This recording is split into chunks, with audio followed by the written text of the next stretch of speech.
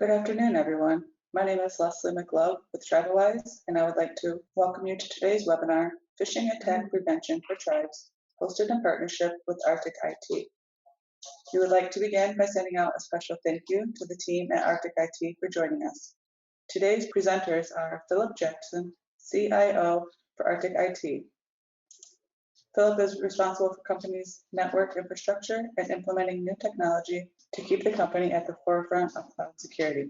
In addition, Joy Unlimited, their parent company, relies on Philip's expertise to drive workplace modernization for their organization.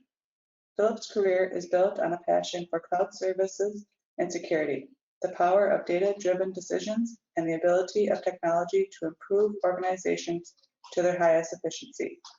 Joining Philip in today's presentation is marketing representative Cherie Hirsch from Arctic IT. Just a couple of housekeeping items before we get started. Please note this session will be recorded for unlimited viewing, and it can be found on TribalWise.com under the webinar tab. And without further ado, I would like to hand over the presentation to Phil and Cherie.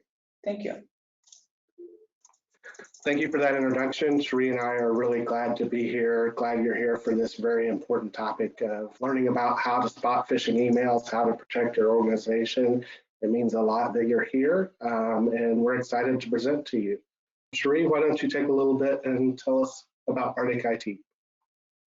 Good morning and good afternoon, everyone. It's nice to see we have folks from time zones across the US, so we're glad to have you with us. Without further ado, a little bit about Arctic IT. We are proud to have partnered with tribes for over 15 years, and we have client experience with over 50 tribal entities across the United States, including Alaska, where we made our start as a company. We specialize in technology for tribal governments and casinos, and we've been a longtime partner of Tribal Hub, who brings you these TribalWise educational webinars. We're an Alaska Native corporation owned by Joy Unlimited and a Microsoft Gold partner, so we're very excited to be with you all today.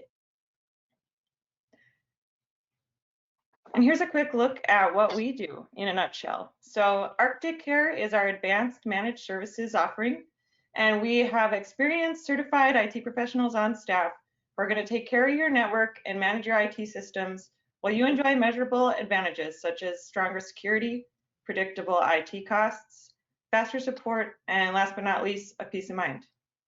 Arctic Ascend is our business application services offering, including everything from implementation to ongoing support.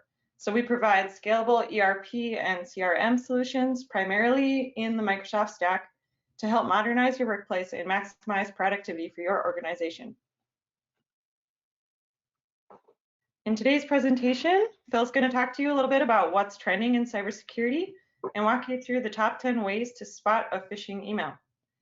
Then we'll be treated to a live demo where he's going to give you a few tips and tricks on how to handle the latest sophisticated threats and how to take action properly to protect your organization. We're even going to take it one step further and teach you how to respond to attack should you become a victim in the future.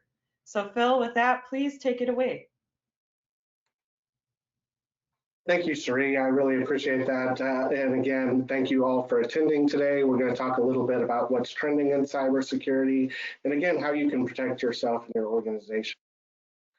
So let's talk a little bit about phishing attack threats. There's a 109% increase in phishing attack threats in the last 2 years. And let me tell you why. It's because it works. Much of this ransomware, these viruses, malware, they're entering your network through phishing attacks. They're entering your network through email, and they're preying on your users. And so there's a continued increase in that. And one of the reasons is the cost. So whether it's ransomware or remediating an outbreak that you've had, these costs are about $133,000 on average. And that's a really hard number to pin down. It's moving up all the time. As these attacks get more sophisticated and there's more of them, it just costs more and more to remediate them. Some people end up having to pay the ransom in order to get their data back that's been lost. The costs are real, and they're happening to companies every single hour of every single day. It's not just theoretical anymore, it's happening all the time out there. So we talked about the financial aspects, but there's more than the financial aspects that if you are compromised, what can happen. One is vital services. We all know that we rely on our electronic services and our computers to provide services to our clients and our customers and our end users. And if we're compromised in some way, we're not able to provide that level of service anymore. And so we're hamstrung from being able to provide the level of service to our clients and customers that we need. Also, a lot of these malware, ransomware kind of things can modify records in the back end without you knowing. An example might be that they modify a vendor record, modify it to their own address. So when you pay them, they get paid, it gets mailed to their address instead of the vendor it was meant to go. And so you don't know what is happening on the back end as it relates to your data, so as records get modified.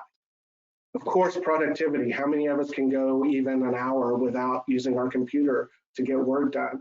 If your network is shut down, all of your employees and team members are unable to work right now.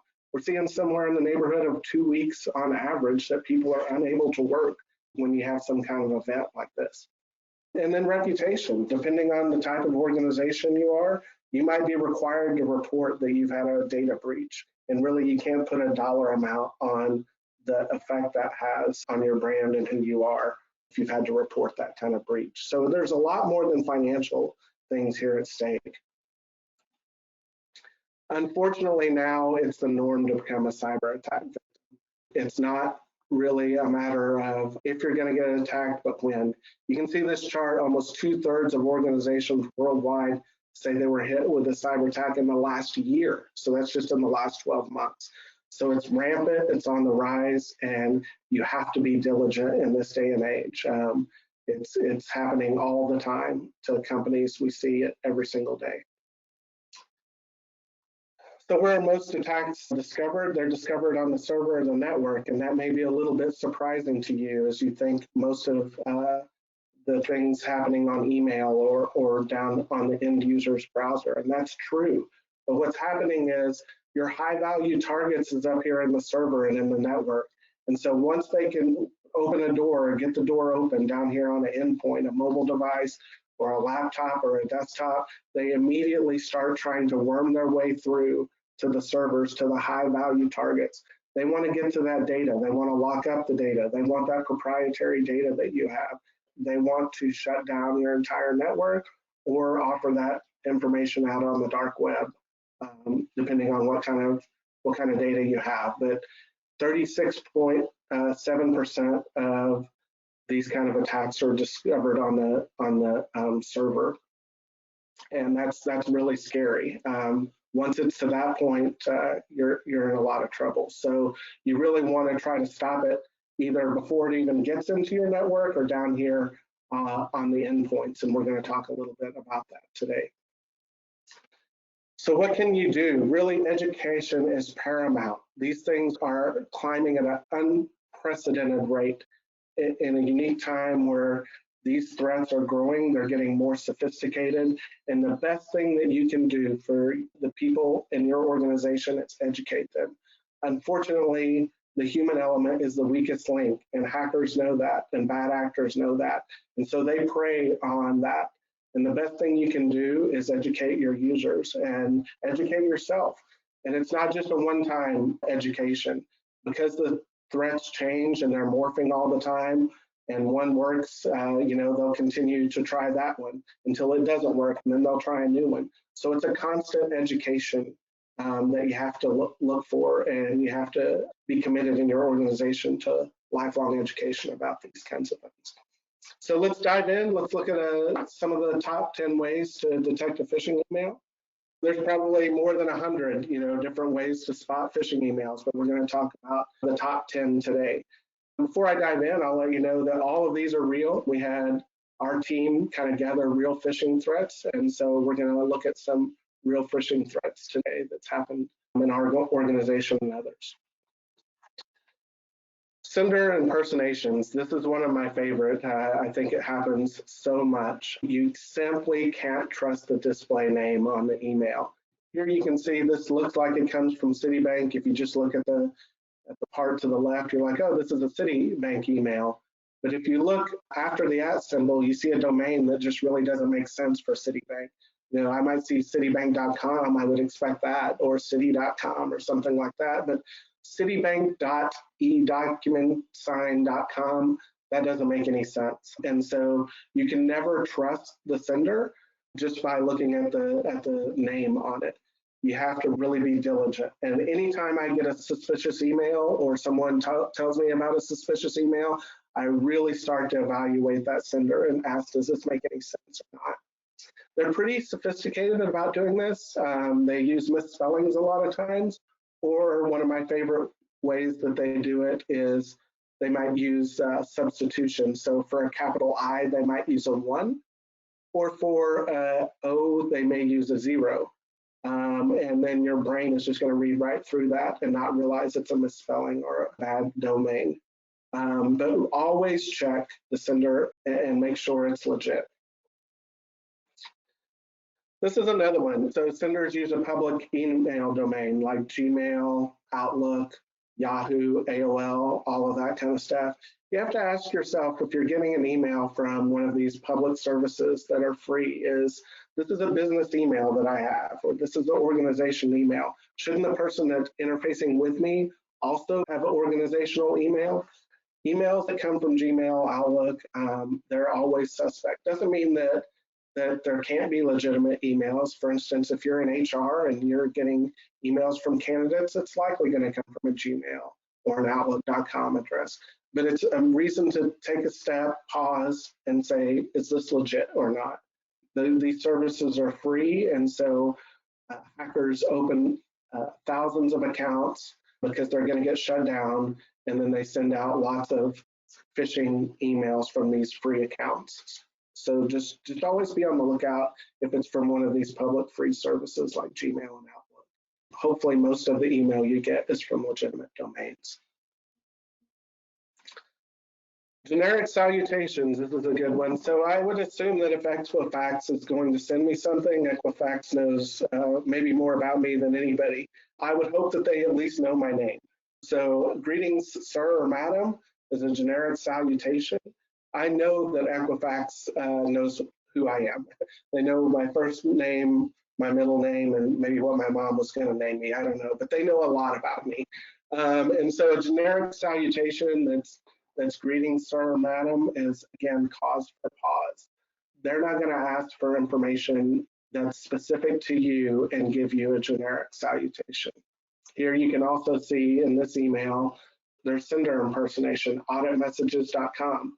While, again, the name Equifax Credit Monitoring looks legit, as you look deeper into the email address, you can see this doesn't make sense, auditmessages.com. And then there's a strange hyperlink in here, trusted, premiered. Anyway, it just doesn't make any sense. So you would expect organizations who have information about you to be able to address you properly. Generic salutations is a good reason to pause and ask if this is a legit email or not. Personal information. Never, ever, ever, ever, ever give up any personal information via email. There is no legitimate reason for this. Email, first of all, is not encrypted, so you don't know that data is encrypted from end to end. And more importantly, no legitimate organization should be asking you for personal information via email. And if they are, you might want to find a new provider for that. So don't just assume that because there's a logo, anybody can copy this logo and put it on an email. Don't assume just because there is some legit links in here that the whole email is legitimate. It's not. And sometimes these links are wrong. We're going to talk about that. But never give up personal information via email. It's not a good practice at all. Spelling errors. So this is a good one. And if you've ever gotten an email from me, it could contain a spelling errors, so you have to watch out. Not the best speller, but attackers tend to be grammatically incorrect, but a lot of times this is on purpose. So we have things in our email filtering to look for words like asking for account information or asking for social security, and to flag that as a higher probability for spam.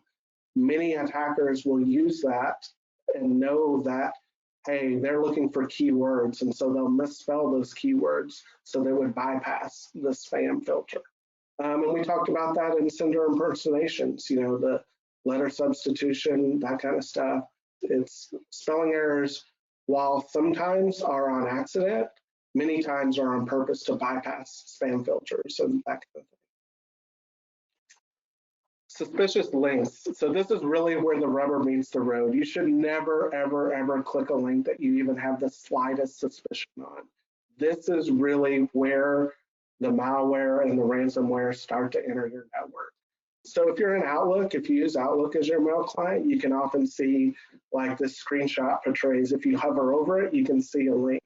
And you can tell this link doesn't look very legitimate. So I would not want to click on it. But really, you should never click a link that even has the slightest suspicion. You're like, oh, let's click it and see what happens.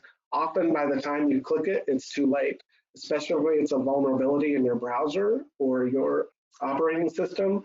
Just by the nature of clicking it, before you even enter anything, you can be compromised in some way. So never click a link.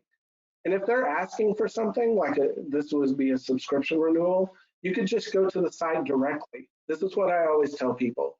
If you're in doubt, just open up a web browser, don't click a link, open up a web browser, go to the site, log in with your credentials. And if they need something from you, it's going to be there on their website under your login as well. That's always a safe way to do it. But clicking links, hackers and attackers know that clicking a link is easy, and clicking a link from an email is easy, and that's why they put the links in there, because they know that's the easy way to do it. But you can be smarter than them, and you can open a web browser and you can go to the site yourself if you're ever concerned about that kind of thing. Malicious attachments. This is another one where things are going to come into your network if you're not super diligent in this way. Never open a questionable attachment that comes to you. And I was telling people, I've seen attacks where maybe one of your partners have been compromised in some way, someone that you interact with a lot. Those compromised accounts will go through and reply to an email that person may have sent you, or you may have sent that person with an attachment. And you're like, oh, this is legit. It comes from the person I'm used to interacting with, and they've attached an email that I've had interaction. So this attachment must be okay to open. If you're not expecting this attachment, always take the safe option of contacting that person directly and asking them, hey, did you send me an attachment? Because I got one from you. Another one that is really, you just really have to be careful about. Sometimes you'll see emails and it'll have a password down in here, and it'll say, to open this attachment, use this password. And those are sometimes encrypted zip files, encrypted PDFs, that kind of stuff. Never is someone going to send you an attachment with the password in the email. If they're wanting to password protect it, they'll convey the password to you in a different manner. And so don't open any attachments that require a password, because most virus scanners can't look deep into that encrypted email. So you don't know whether that attachment has a virus or something in it. So by password protecting it, they bypass a lot of the virus scanners and that kind of thing. So if you're suspicious at all, it's always best to contact the sender. Urgent requests, this is another one that you'll see a lot of. You know, we as humans, we're built to want to help people. We want to help, and hackers know this, and they often do their homework, and they'll say, you know, this is the CEO, and they'll create an email address that looks very similar to the CEOs or to the CFOs or someone in your organization, and then say, I need your help really quickly. And so you're like, oh my goodness, I need to really get on this and make this happen. But I caution you, if there's an urgent request, contact the person directly. Again, if it's urgent, they're going to answer the phone, and they're going to say, yeah, I did ask for that. We've had this happen with one of our clients. It was around Christmas time.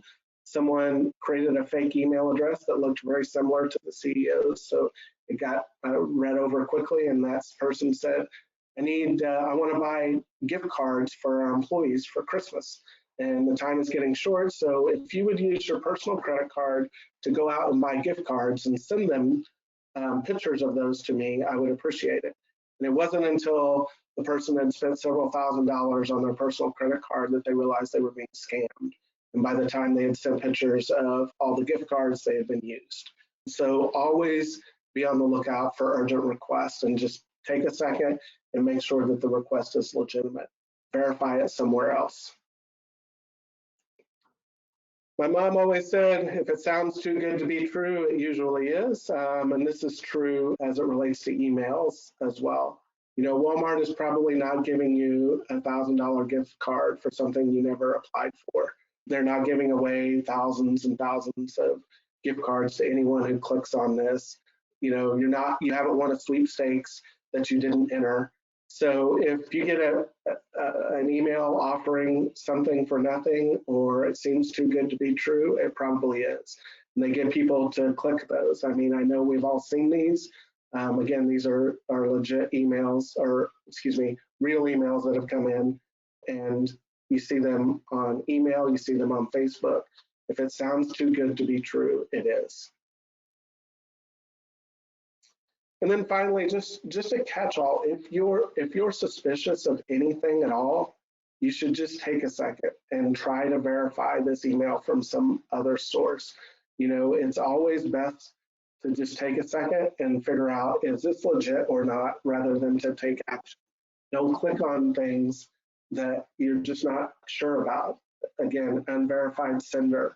You know, this is not typical of a Microsoft email. Poor grammar. All of these things are red flags that you need to be educated about. You need to educate your team about, and always just be diligent so that you can protect yourself from these kind of attacks. So I want to take just a few seconds and show you some actual emails that we've got in our organization and how we dissected them as cybersecurity professionals. So our CEO got a recent email that says quarantine report for D. Bailey and Arctic IT. Now, one of the first things he would notice is we use Barracuda, a great service for filtering our email. And this doesn't come from Barracuda, it comes from some Japanese domain, JP domain. So that would be a reason to pause. Like, why would I be getting quarantine messages from something other than Barracuda? So he opens this, you know, this is something, because we know what we're doing, you can do, but you would want to be careful about doing this kind of thing, because you could open yourself up to getting hacked. But Dave opens this link in Notepad. You can open things in Notepad because they're not going to send you anywhere. It's not a web browser. It's not going to send you anywhere. So he opened this link inside of Notepad to see where it would go. We use a website called Virus Total, and we can put a URL in there. We can put a link. So we put that link inside of there, or we could put a file if it was a file, and see if it's malicious. So when you put that in there, you can see that this is malicious and phishing. So that email has a malicious link and a phishing link inside of there. But sometimes, many a times, in fact, when this first happened, all of these come back clean because it was so new. It's been a few days since it's passed, so now this link has been flagged as malicious and phishing. But at the time, it can come back clean. And so we took it a step further, and we looked at, showed them here, and we reversed the IP address. We put the IP address here, and we can see that there's vulnerabilities with this site. It's the Japanese site. We can find out all kinds of information about it and know that this site has been compromised. So, I mean, that's just walking you through an example in our organization and what had happened. Let me take you through another one that I think was really sophisticated. So we got this one back in December. Again, this was an email Dave got because, again, you'll find that many of the executives in your company are targeted because they're listed on your website. So it's important, not just the employees, but at every level, we're educating people about how to spot these kind of phishing attempts. Here you can see, well, this is intriguing. Someone left me a voice message. And so here's a voicemail routing information. And if you click down here, it's going to say, oh, play this voicemail. And so if you were to have clicked to that email, take you to another screenshot, you can see that it was taking you to a legitimate Microsoft domain. So this is really one of Microsoft's domains. It's sending you to login.microsoftonline.com. It's Dave Bailey. It's going to ask him for his username and password. This is all the things you are supposed to be watching out for. So what's wrong? Why is this a problem? Well, what this was trying to do, you can see this weird domain here was about to install an app into our Office 365 tenant. And if you read all of this, it can read contacts, read your email, read and write email, mailbox settings. It can do all of that. It was going to bury itself into our Office 365. So it was a really sophisticated attack. Again, where it wasn't sending us just to a weird domain. This is a legitimate Microsoft domain, but it was trying to get us to install an app. And how many of us really read each one of these things before we're just like, hey, I want to hear the voicemail, click accept. And we use Microsoft services all the time at Arctic IT. So to expect that we might see a voicemail from our teams or something like that would be expected. But had he clicked accept here, this would have got into our entire network and started to do really bad things. So that's another example. And then I just want to give you one quick tip here. A lot of phishing emails are DocuSign emails. I think we've probably all seen that, like, oh, click this, access this DocuSign email. And so one of the things we've instituted at Arctic IT is to make sure that people know that you can go directly to the DocuSign site without clicking the link inside of the email. So I want to show you right here where it says alternate signing method. It says visit DocuSign.com, click access documents, and enter the security code. So you can copy and paste that security code right on DocuSign.com. So if you go to DocuSign.com,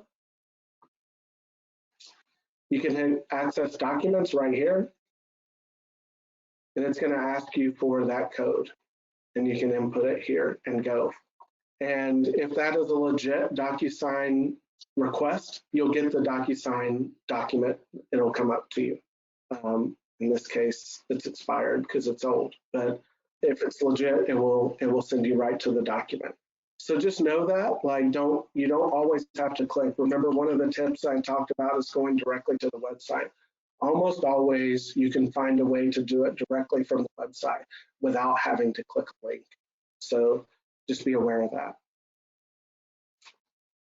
Okay, what can you do? How can we take action? How can we make this meaningful? There's handouts available to you. This presentation is available to you to be download and share with your entire organization. Remember, education is paramount. Education is key. This is how we combat this kind of thing. So take a second and make sure you download the handout that's been made available to you, as well as this entire presentation. What else can you do? Always research first. Research is the most important. Don't just blindly click. Please don't blindly click.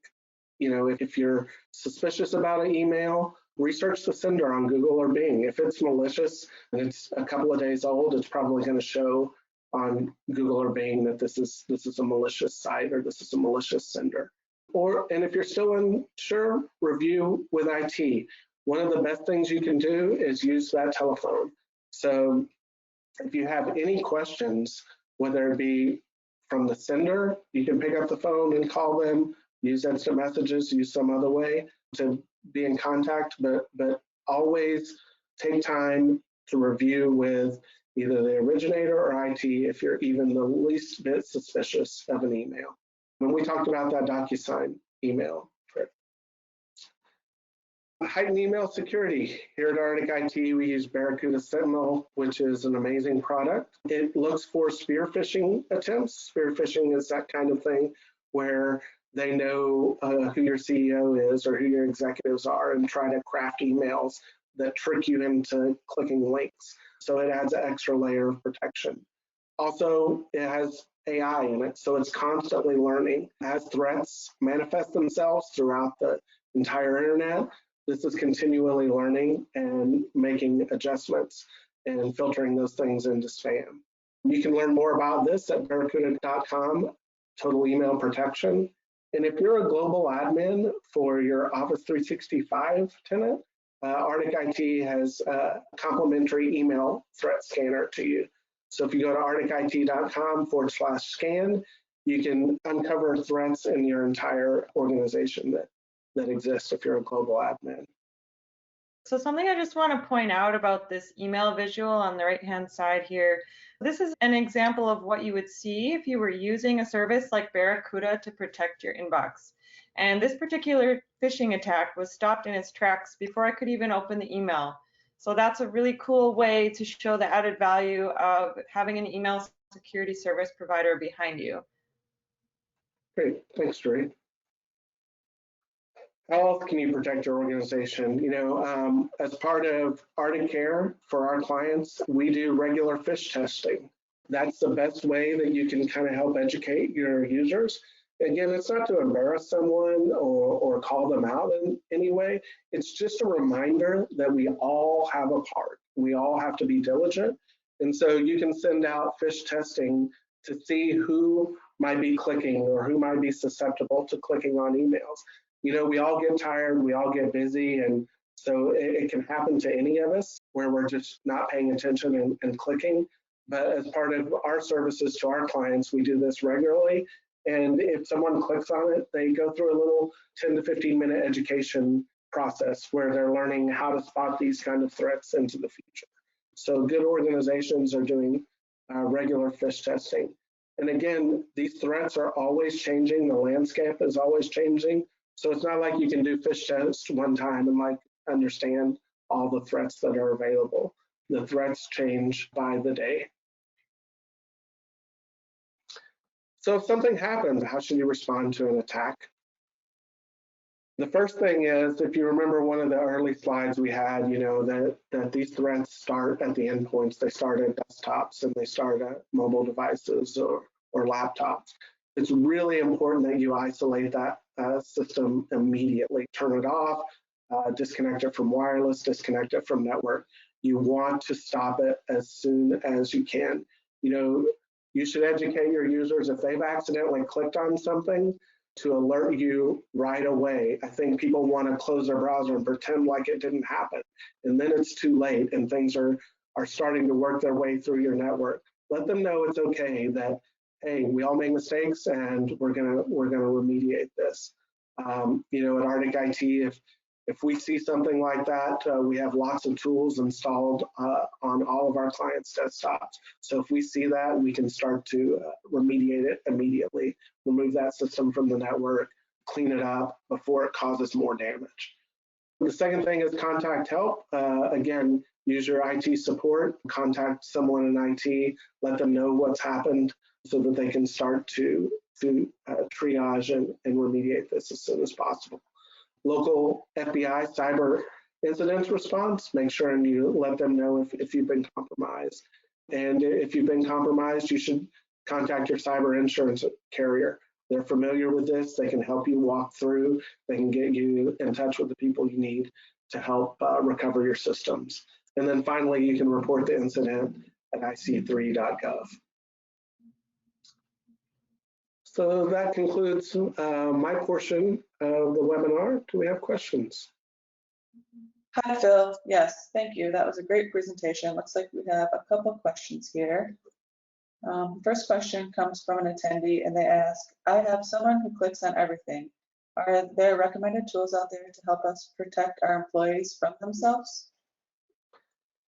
Yeah, so I mean, we all have clickers. We all have people who, in our organization who just click away at things. If you use a service like Barracuda, every URL is cleansed before it comes in and goes through a process to make sure that the URL is not a bad actor. Also, Microsoft offers the same kind of service, a link protect service. So as email comes in, it is looked to see if this URL might be a bad actor or not. So that's a good way. But overall, again, the best thing that we can do is educate our user base. Okay, perfect. And the next question is, what is the rule of thumb for when I get a suspicious email? Should you screenshot it, forward it to IT? What would be your suggestions? Oh, that's a very good question. So never, ever, ever blindly forward an email. Don't forward an email to IT blindly. Now, again, we can use that phone and we can call them, and maybe IT will, while you're on the phone, want you to forward it so they can look at it and do forensics on it. But don't blindly forward emails around. Again, someone might accidentally click on it, not understanding what you're trying to do. However, a screenshot is always a good way to capture what might have happened and then forward it on. So if you want to take a screenshot, that's perfectly fine, because URLs and malicious software is not hiding in screenshots. So screenshots are always a good way. But if you feel like it's pretty benign and anyone noticed it as a phishing attempt, you can safely just delete it or ignore it. Okay, so it looks like there's one last question here. Is there a suggested list of policies out there that people can use as a template for their organization? Yeah, thanks. I think SANS puts together a good policy template for emails. But remember, policies is just one part of a layered security. You know, policies, you can't just put a policy in place and assume you're going to be protected. You need layered security. You need all of these tools that we talked about today. It needs to be comprehensive. You have to have education, you have to have policies, and you have to have tools. And this layered security approach is what's going to protect you most.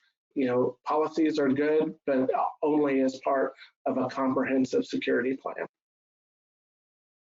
Okay, and I'm sorry, we do have one more question. One of our attendees asked, does Arctic IT offer phish threat testing services to companies that aren't clients currently? Yeah, I think you can get in contact with Cherie, and yeah, we do have phish testing that we can do. Perfect. Well, is there anything else that you would like to add, Bill or Cherie? I'll jump in here. We invite you guys to join us for our upcoming webinar on TribalWise, featuring procurement and inventory for government, gaming, and tribal enterprise. So if you want to register for that, it's on March 12th at 1 p.m. Eastern, 12 p.m. Central, and you can do that today at TribalWise.com. And if you missed any of our previous webinars, you can find them on TribalWise.com or on ArcticIT.com under the Webinars tab. Thank you, everyone, for your time today.